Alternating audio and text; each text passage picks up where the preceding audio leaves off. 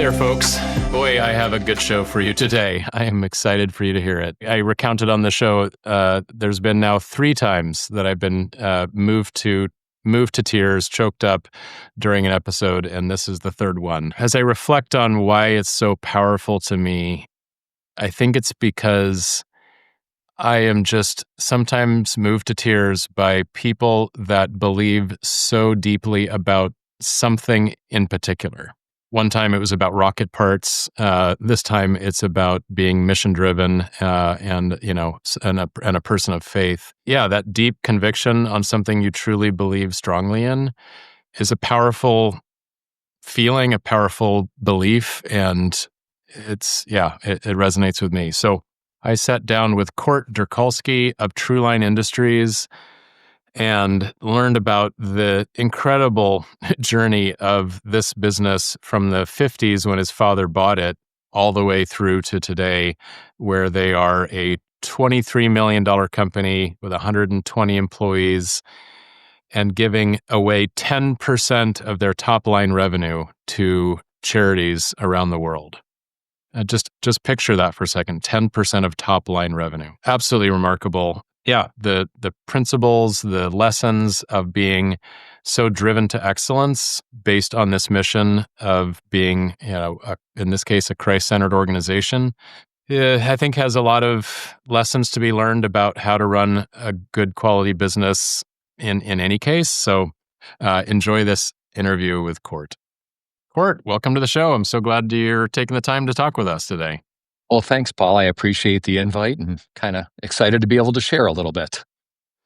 Yeah, I think I landed on your website quite a long time ago, just through some happenstance. And when I saw what you guys do as sort of a mission-driven organization, I was like, holy cow, like this is amazing. And then we got the chance to meet recently. And so, yeah, tell us about yourself, tell us about Truline, and let's get into the backstory of what makes this company you lead so incredible.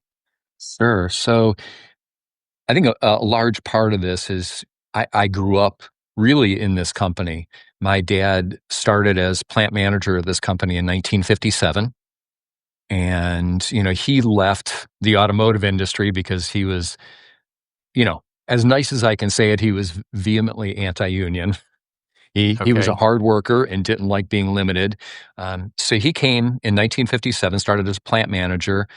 I was born in 1959. So really, in a sense, I've known Truline all of my life. He was a very hardworking man. So my dad's Polish, I'm Polish, and he grew up in an era where Polish people were looked at as less than. They were looked at as laborers, and he was driven to prove that wrong. During his time at Truline, the owners were very wealthy people, and this company was really used more as a write-off. It was used as a loss leader. It was never intended to be profitable. And for my dad, that was insanely frustrating because he really made things work. And it was during his first few years here that Truline made a major shift, one of its first major shifts, and that was from precision hydraulics, which is the work that we had been doing, to precision aerospace machining. And that happened through one of our largest customers, which was then TRW. They were one of the first designers of jet fuel pumps. They came to my dad with a part, and we're really a job shop. We're just a blueprint shop. We have no engineering, none of that. So it's just a job shop. They came and said, do you think you can make these parts? And, my dad's answer was always yes. And so he took those parts and developed a process to be able to make those.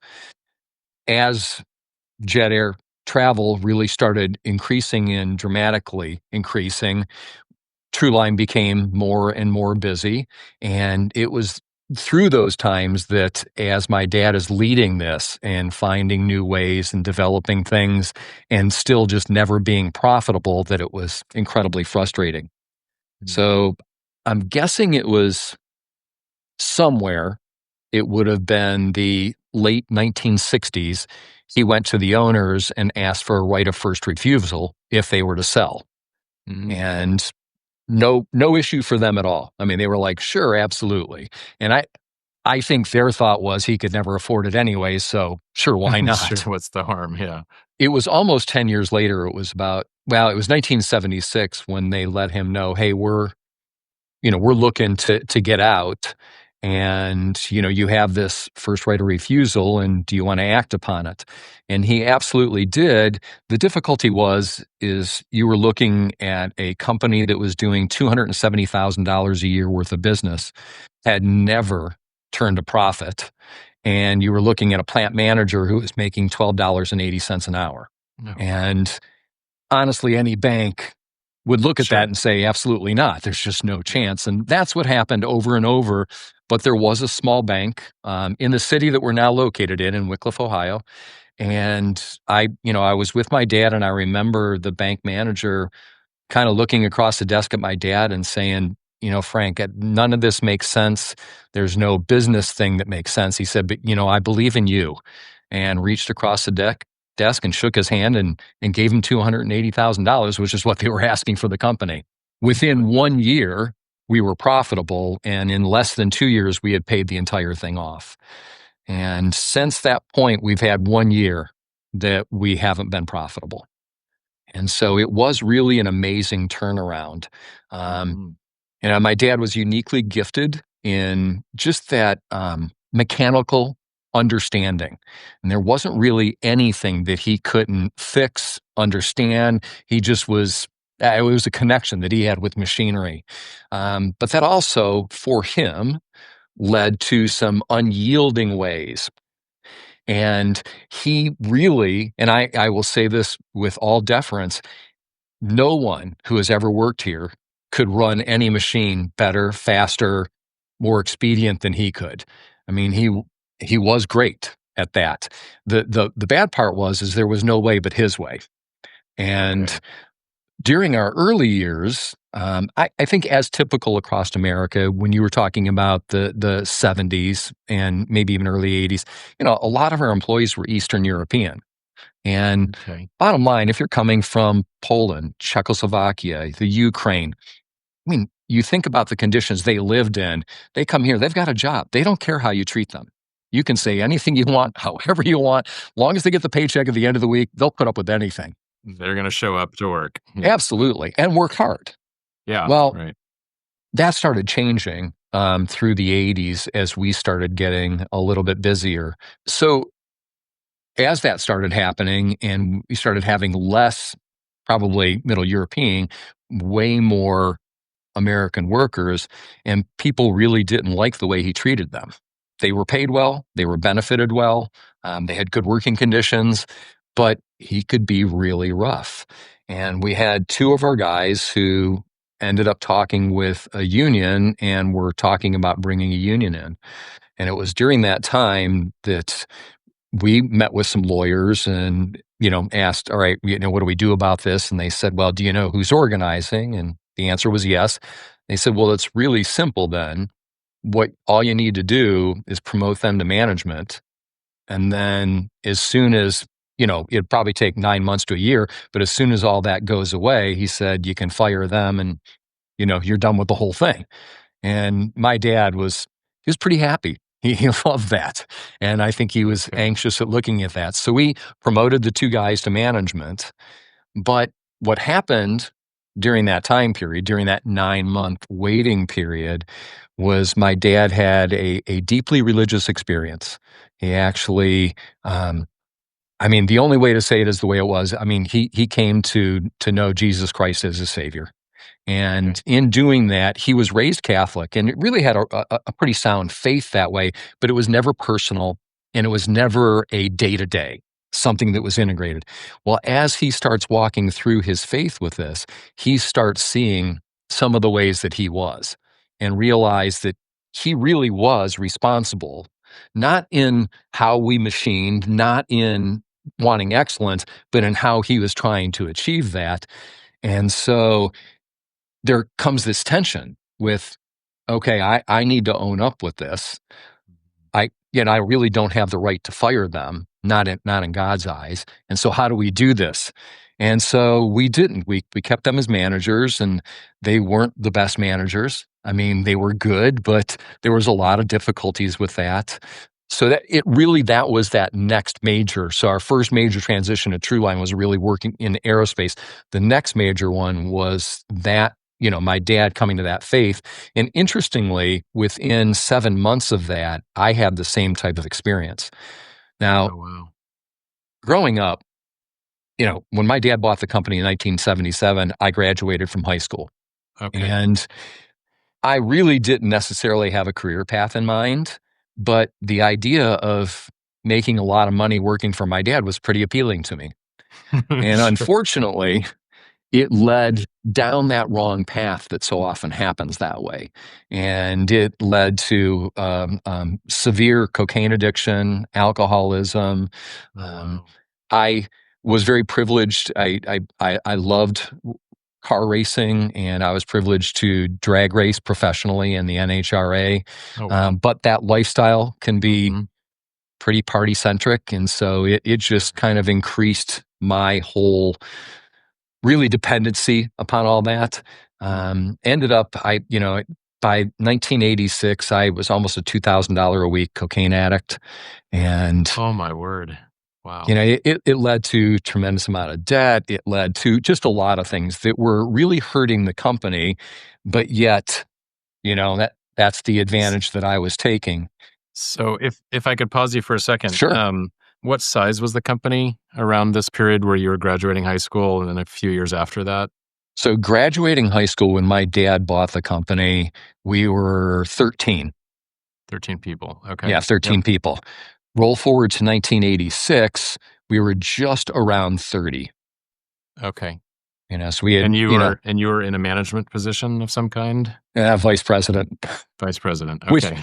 yeah, I mean, that's really all the wrong terminology. Right. I mean, I think today, if we went with it, it'd probably be chief abuser. I think that would be, that's the title I think the employees probably gave me. Was, Okay. you know, So there was definitely also this perception of nepotism from the absolutely, employees, like you just got this job, you hadn't earned it. You're absolutely. yeah, Yeah. okay. And all 100% rightfully. I mean, Right. now, it's not that I didn't work here. I mean, I did the machining. I understood the machines. It was actually, I mean, right around that time is when we started trying to retrofit some of our millwright machines with CNC.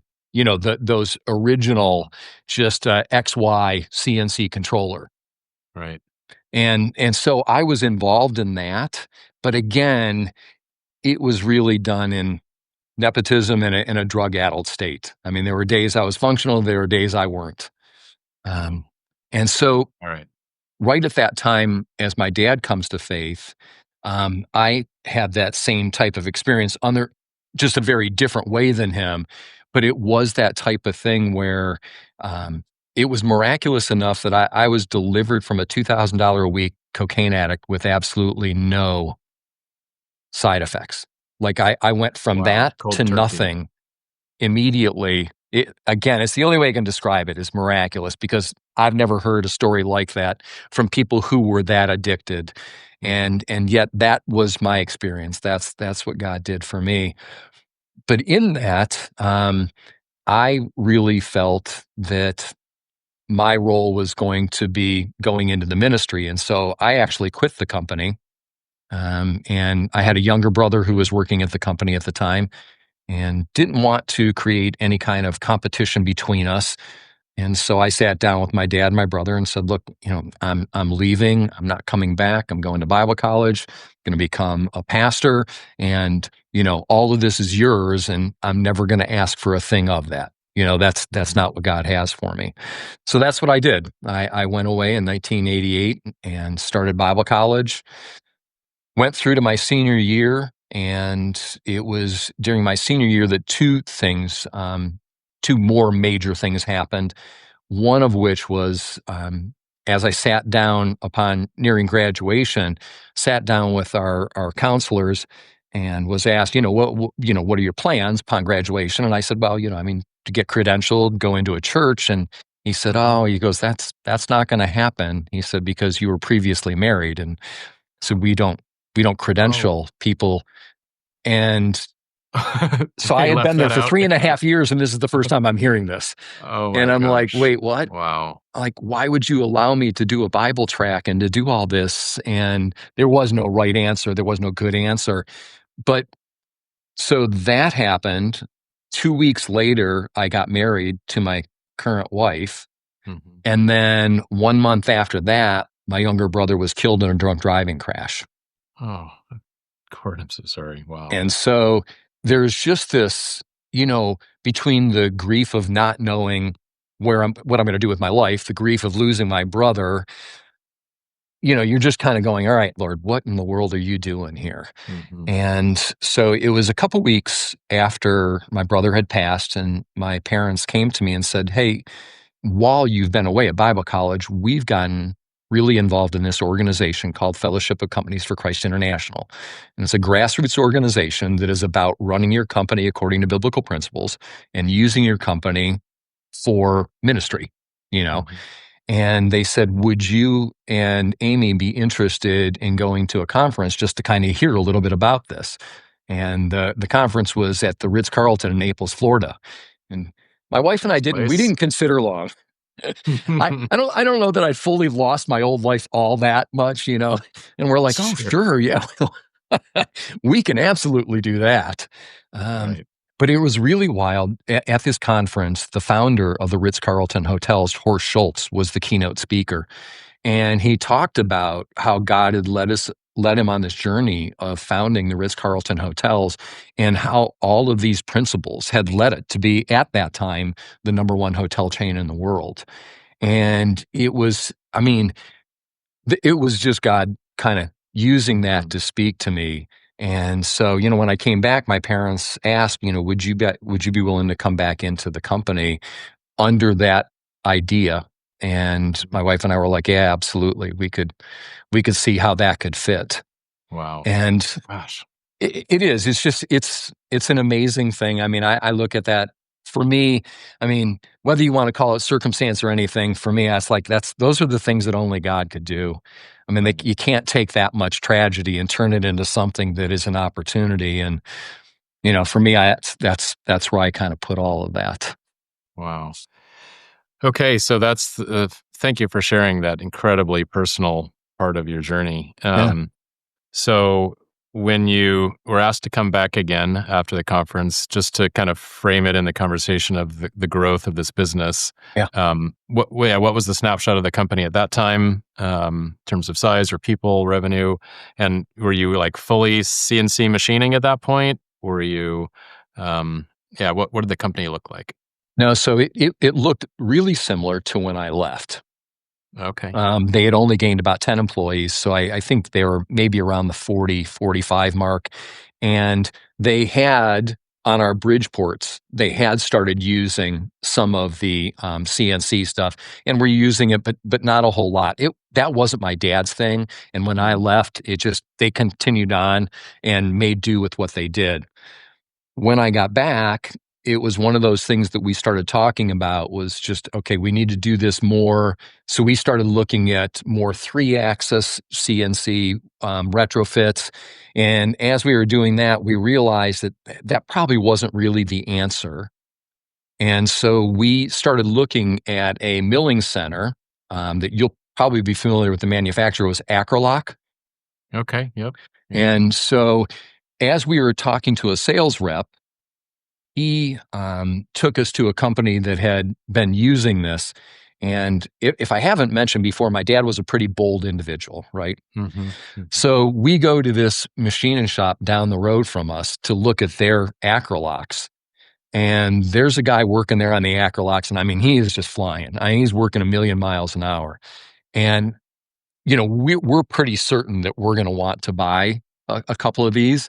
And so in another machine shop, my dad looks at this guy. It's kind of like, hey, if you're ever unhappy here, here's my card. Come and look me up. Oh And like, no! I'm dying 1,000 deaths. I'm like, what in the world are you doing? Like, I'm They open their like, doors to I'm show. just thinking the owner of the company is going to come out and start shooting, Yeah. So But these machines, I mean, definitely for that time, they were like, okay, this is something that would really work well for us, would really work well at being able to hold the tolerances we need to hold in that department, as well as do it with the speed that we needed to do it. Can you describe what those machines, what made them unique? I mean, were they three-axis vertical orientation? Like what? No, for us, our work at that point was really all two axis. But what they Okay. had was kind of like a 15 tool station horizontal turret where it went in and grabbed the tools, and its tool change time was a little less than half of what most everybody else's was. And so Okay. for us, that's what we were really looking for, was something that would do that, do it accurately, and have good cycle time. It was a 2.5 axis machine. Yes. Yeah. Got it. Okay. Yeah. All right. Got it. Yeah. And at this point, are you guys largely doing production runs of like a limited set of part numbers, just supporting the jet engine, fuel pump market? Yeah. And that's really it's how we started. It's really the same way we are today.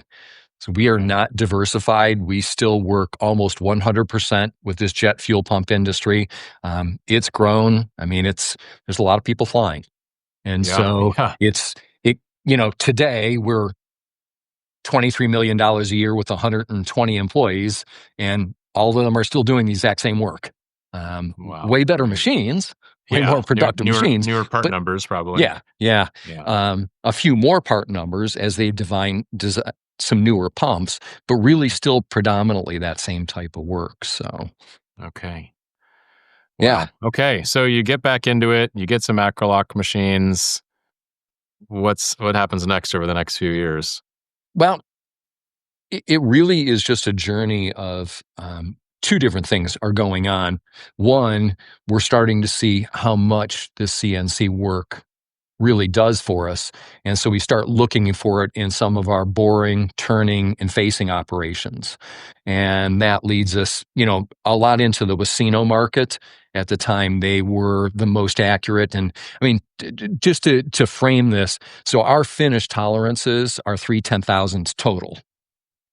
Wow. And Okay. because we're working with bronze, there's no grinding. So that all has to be single point turned.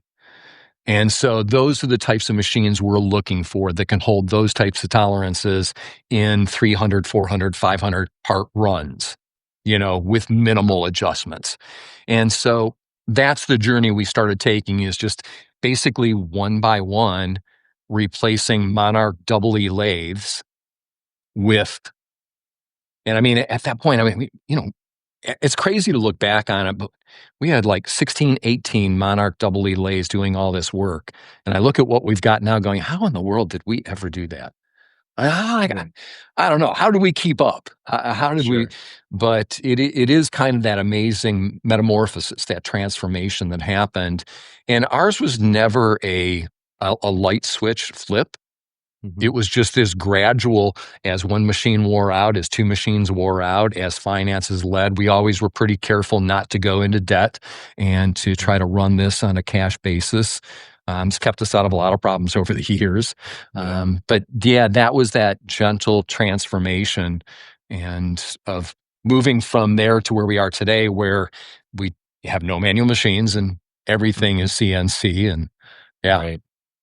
And you're still holding those some kind of 3/10 total tolerances.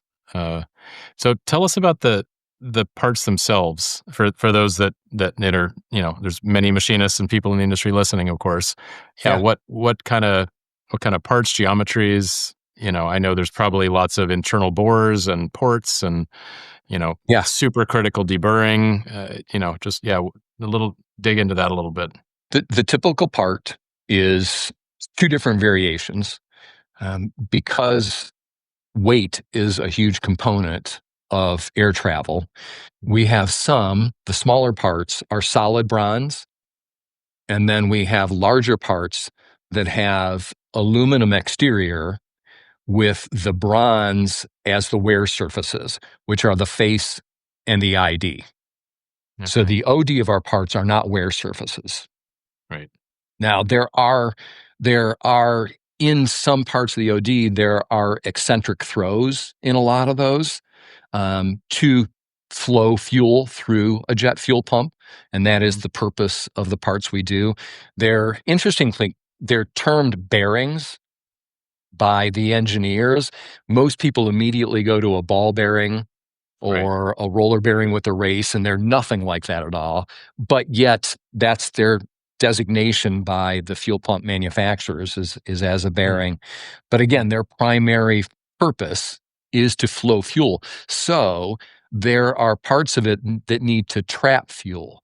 So a lot of these will have a series of drilled holes, some anywhere from 5 to 7 to 30 drilled holes, all to pocket fuel and then to bleed that back out again into an eccentric throw to throw that fuel back out.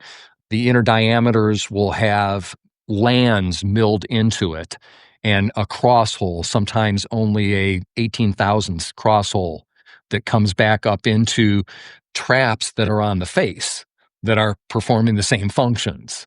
And so it really is an intricate part. And interestingly, it's made out of leaded bronze.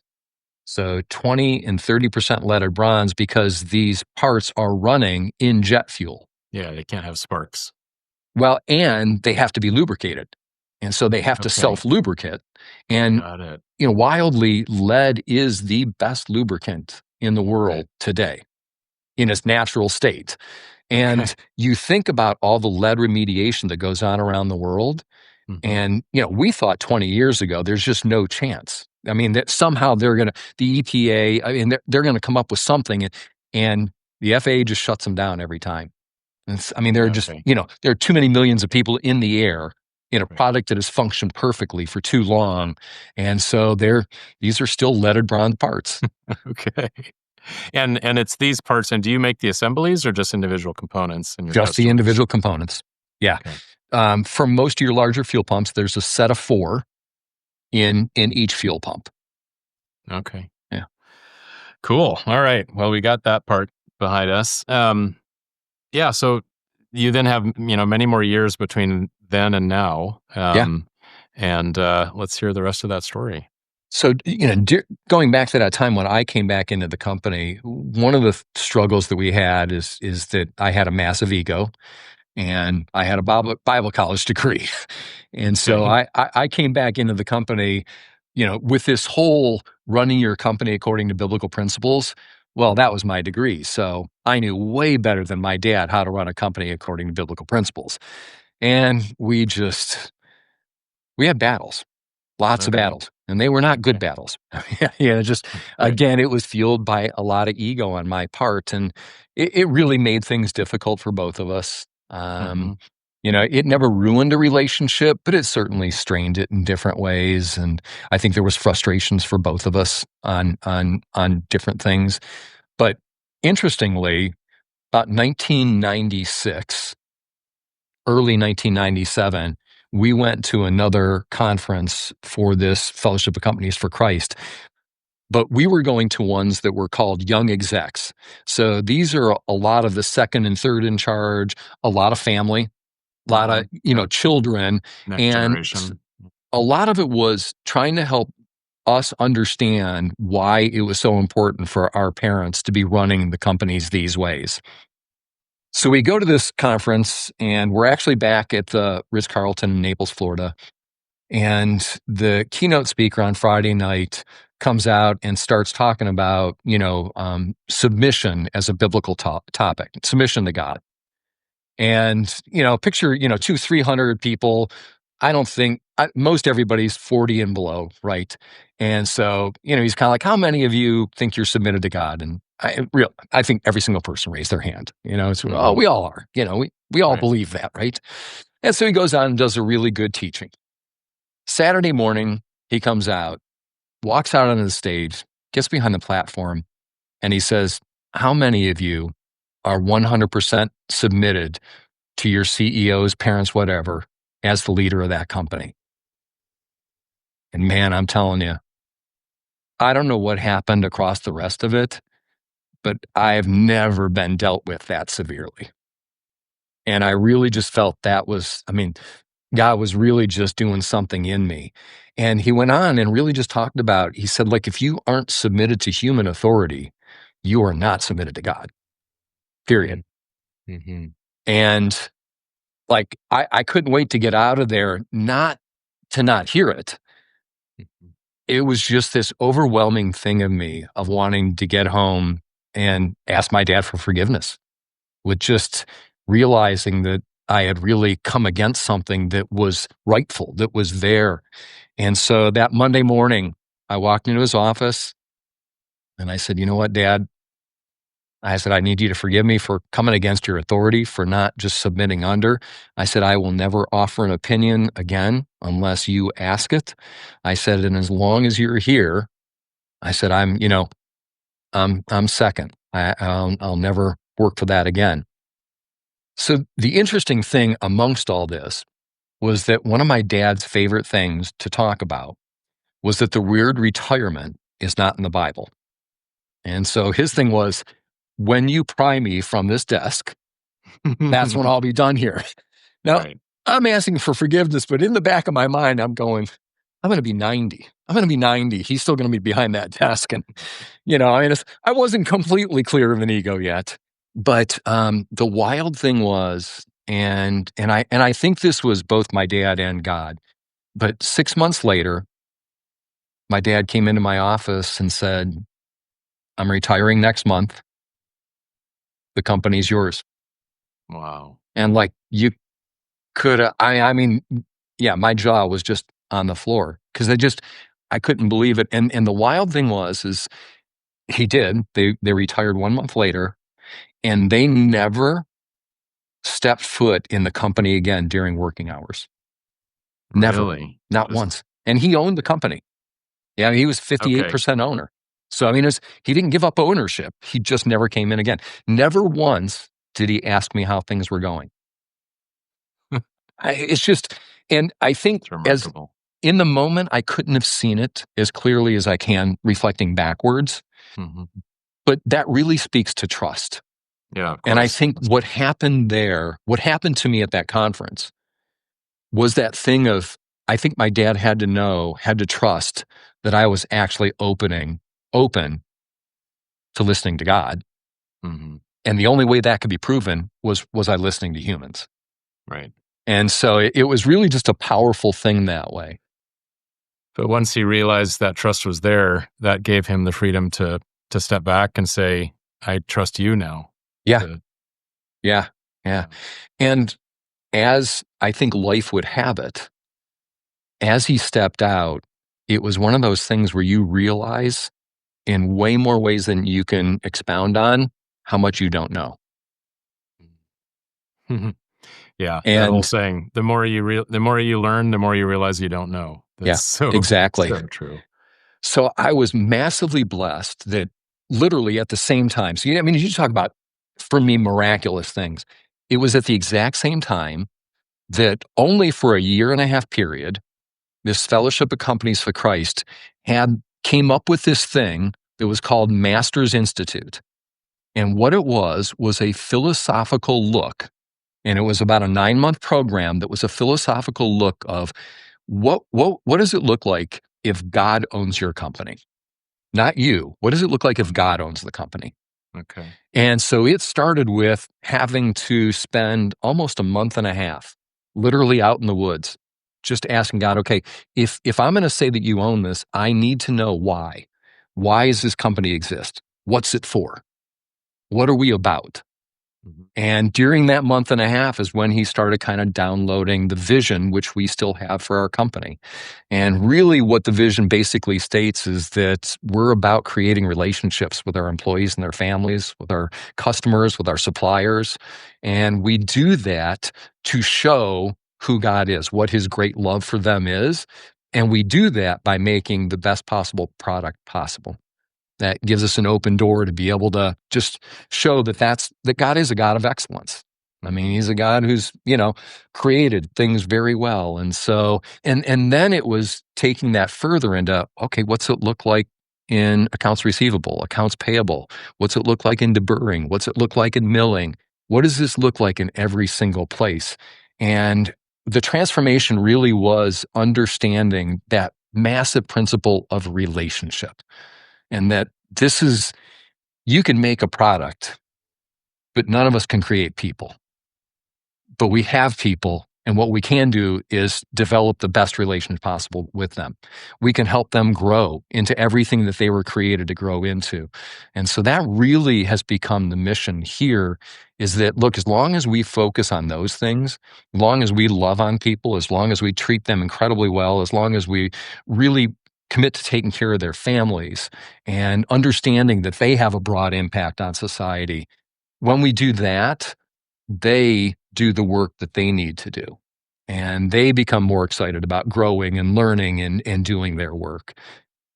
We are far from perfect at it, but that's the overwhelming mission that we have here, is just really trying to, show God's love to people, give them every opportunity they have to grow to the greatest possibility they can grow to, and to celebrate that with them. Yeah, it's remarkable just how much in alignment that is with sort of best practices in running a business anyway. It's Yeah. just like, it's just perfectly right there. Yeah. Yeah. So can you, when we started the episode and I talked about landing on your website page, Yeah. and just immediately it's not the normal website page for a machine shop. So, this philanthropic part is Mhm. clearly very present in your business. Can you share a bit about that, how that works? Sure. My dad, from when he bought the company, was always about treating employees well, paying them well, benefiting them well. When he came to know Christ, part of that platform for ministry was understanding there were organizations out there that can use help, that there's a lot going on in the world and we can be part of that. And so, we became I think probably what I would term a generous company. And as I took over, it was that same thing. We God has kind of already always used relationships, people that we've met, people that we've gotten to know. And so that's how we did our philanthropy. And all of that worked relatively steady up until 2008. And in 2008, when we kind of had that economic downturn, Yeah. we have some consultants that have worked with us for 30 years in leadership development and really corporate development. And I got a call from him and he said, "Hey, I just want to put something on your radar." He said, "A company that I consult with in Fort Wayne, Indiana, just had to shut their doors because the bank came in and called their credit line." And he said, "This is a profitable company, but there were just some things that were upside down in their P&L and their balance sheet. And by rights, the bank felt threatened and they had to close their doors because of it." And he said, so he goes, I don't know where you're at. He goes, but I just felt compelled to let you know that. Well, the interesting thing is during 2008, we had went all in on our credit line, which at that point was $750,000, to buy new machines, to make some, changes around the company. Hmm. So after that call, I sat down with our leadership team and said, okay, we need to do something. We need to be proactive here. We were profitable that year, but in a cash position, paying bonuses is more expensive than paying taxes. And so we decided, okay, we're going to forgo bonuses for both our salaried and our hourly employees. And we're a sub S corporation. So always in the back of our mind, we had until March of 2009 that we could do our hourly bonuses. And I think we kind of kept that as a somewhat of a target. But we cut back on all spending, cut back on all expenditures. And at the same point, we cut back on all of our philanthropy. So we stopped giving, with the reason that, if we want to continue to give as a company, we need to have a company. Yeah, you need to And survive. it made good sense to all of us. So that was right around the middle of December of 2008. And we went through Christmas, didn't do the bonuses. That was a really hard thing. It was the first time in 30 years that people hadn't gotten a bonus. Okay. Yeah, it's really pretty Yeah. powerful, right? And beginning of January, my practice is to do my Bible devotions in the office. So I'm sitting in my office, and I'm not going to say, like I'm hearing your voice, it was an audible voice from God like that, but it was crystal clear, a question that, do you trust me? And as soon as I heard it, I knew. I knew exactly where it was going. And it was like, yes, Lord, I trust you. And the question was, then why have you stopped giving? And I had no good answer for that other than my reasoning. And he said, well, that's why I asked if you trust me. And he said, all right, Lord, what do you want me to do here? Well, I want you to, first of all, start giving again. But second of all, I want you to make up everything that you haven't given from that time. Well, to do that, we actually had to go back into our credit line a little bit. So imagine the conversation as I sit down with a bunch of leaders who don't have the belief system that I do and tell them that on top of you not getting your bonuses, I'm going to put us back in our credit line a little bit because I think God's telling me this. And obviously they were irate, they were angry, but as CEO and owner of a company, I mean, they didn't have that vote.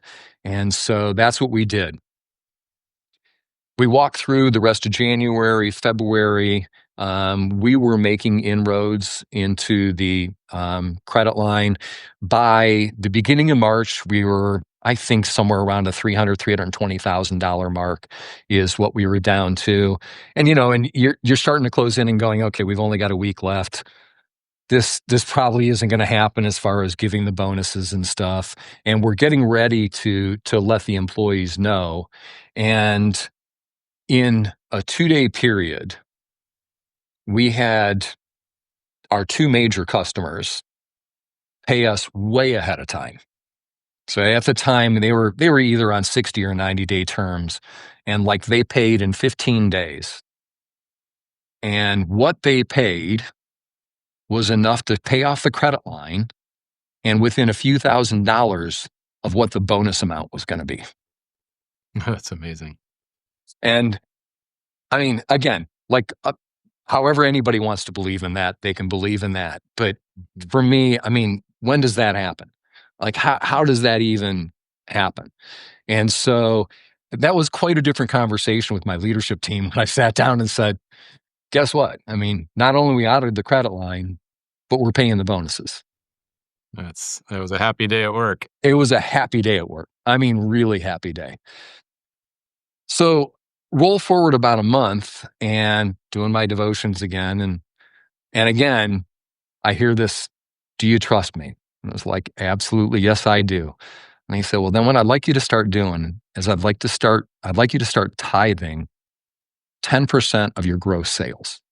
That's Now, as a company, that's not percent of profits. Yeah, not profits. No. This is of your gross sales. Top line. Yeah. And so took a deep swallow and said, you know what? I mean, I'm not arguing that you're trustworthy. So if that's what you want, this is your company, that's what you're going to get.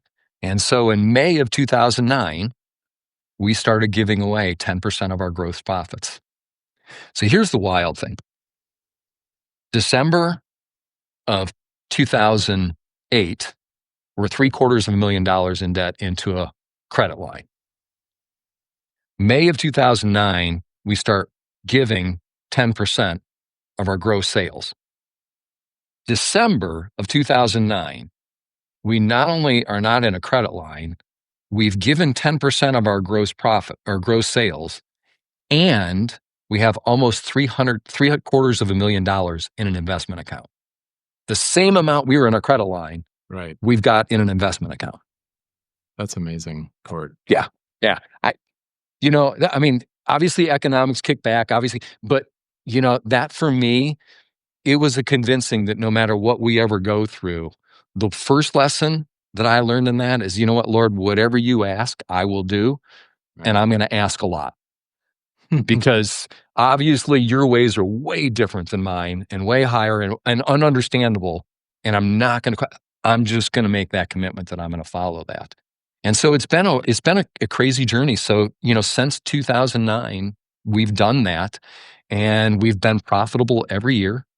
Even through COVID, we had to scale back greatly because our sales went way down, and that was a hard conversation to have with our partners, but all of them fully understood it. And now we've been building back up since then. But yeah, I mean, we're able to pay our employees well, benefit them well. We're able to do this. And I, you know, I don't write that as a prescription to anybody. Like that's an obedience thing for us in this company. I don't say that's what anybody else should try or do, but I do say that, it is amazing what generosity does. Yeah. I think that for me is the one thing, and what it does for our people. Because we regularly have our ministry partners come in and they'll talk to the people about what they do. And my thing is always, there's none of this that Court Durkalski is doing, and not even the name Truline. Mhm. Every penny that we give is given by those 120 people out on the shop floor, by their hard work and dedication.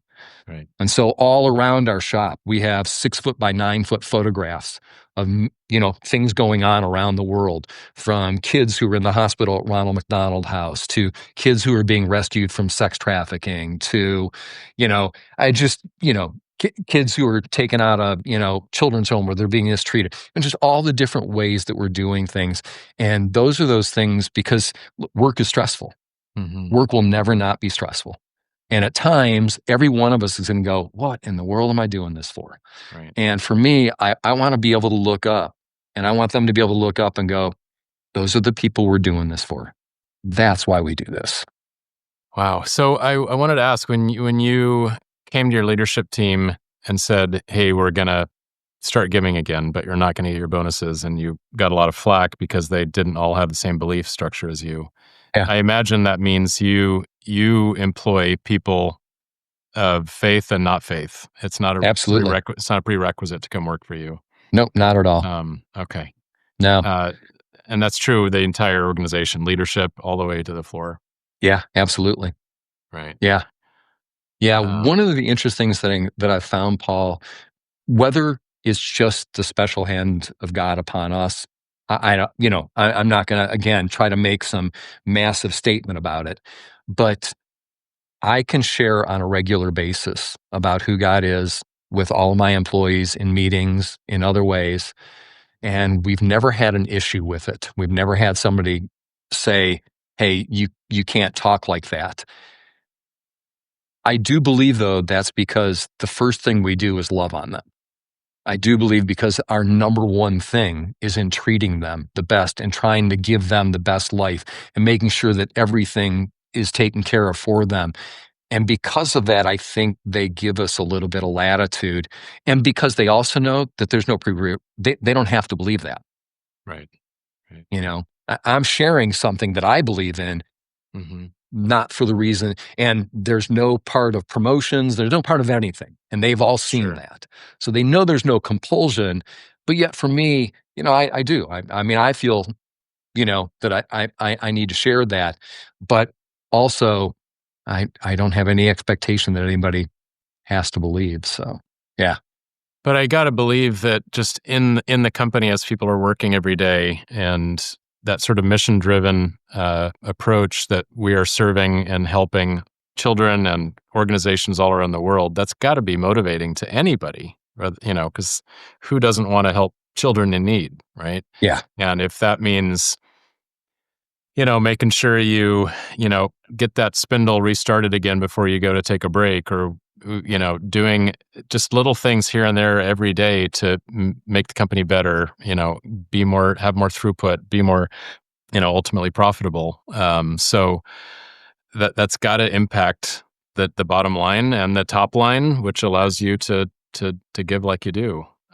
So just very quick, I mean, if you're $23 million, you're giving over $2 million a year to charities. That is a big Yeah. chunk of money, an impactful chunk of money. Have you kept track of all of it from day one as a cumulative total? We're somewhere around just a little over 40 million. Wow. That is inspiring. That's Yeah. incredible. That's Yeah. incredible. Yeah. For me, it's just this enormous blessing.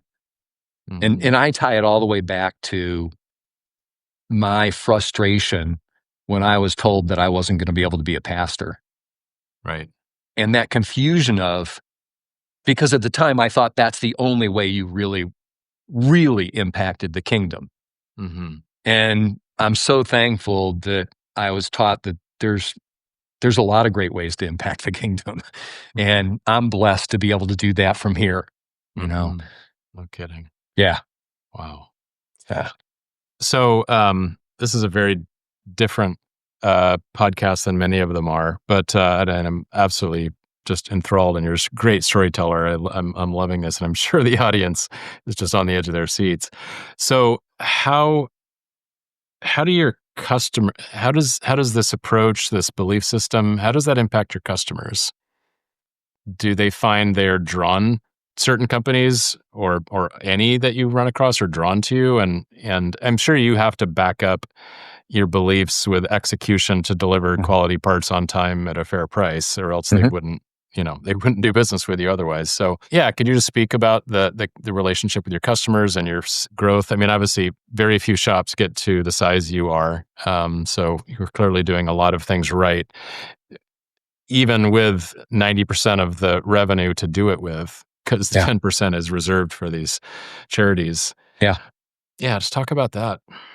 So I think one of the great stories that we were able to go through, and this was when my dad was still here, our largest customer at the time, which was Argotech, who had gotten spun off by TRW. So they were then the fuel pump manufacturer, component of that. They came to us, and when my dad was here, he was again, my dad is a very bold man. So Mhm. every box that went out of here had what I'm going to use a term that maybe some people aren't familiar with, was evangelical Christianity. So Mhm. it's in that wanting other people to come to know that faith. So my dad had these tracts printed up, and they just explained the gospel message, all of that in a 2-page thing. And he put those in every single box that went out of here, every single box. Wow. Well, we get a call from the vice president of Argotech, and he's like, okay, Frank, we kind of have a problem here. The problem is our union is really, really angry at opening up your boxes and getting these tracks. And so he said, you need to stop, like now. And I remember my dad saying, tell you what, let me pray about that. Give me 2 days and I'll get back to you. And he said, all right, I'll give you 2 days. So my dad and I, we each went our own ways. We each prayed about it, came back, and both of us agreed that this wasn't something that he made up. This is something he really felt strongly that God had led him to do. Mhm. So we sat in his office, got back on the phone with the vice president and said, we really feel for the position you're in, because we wouldn't want to have to be putting up with, you're hearing they're complaining about it all the time. So we understand that makes things really difficult for you. But we really believe that this is something that God has asked us to do. And so because of that, we can't stop. And we realize, though, that this could lose your business, but yet we just, you know, we know what we have to do in here. Mhm. And there was a long silence. I mean, 20 seconds, 30, I mean, it was a long second. Mhm. And I heard a deep breath, and he said, I'll tell you what. He said, I've never in my life dealt with anybody who would be willing to give up that level of business on a belief system. He said, but something tells me that you're a company we really need to be using. He said, I'll go take care of the union problem. You keep on doing what you're doing. Wow.